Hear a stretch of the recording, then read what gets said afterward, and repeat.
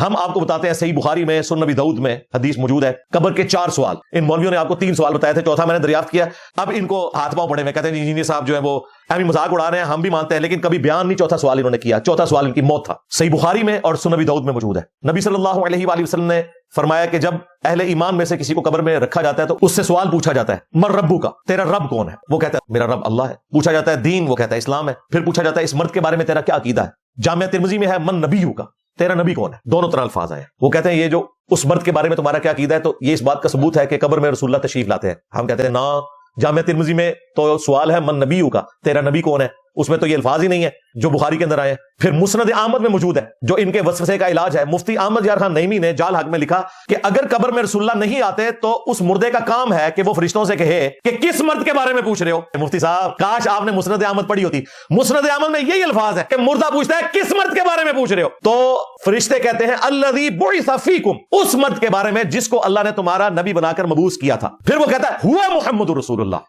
ہاں وہ اللہ کے رسول محمد تھے. یہ نہیں کہتا ھذا محمد رسول اللہ، یہ رسول اللہ سامنے کھڑے ہیں. لہٰذا بریلویوں کا کہنا کہ قبر میں رسول اللہ آتے ہیں، دیوبندیوں کا کہنا کہ شکل دکھائی جاتی ہے، دونوں جھوٹ بول رہے ہیں.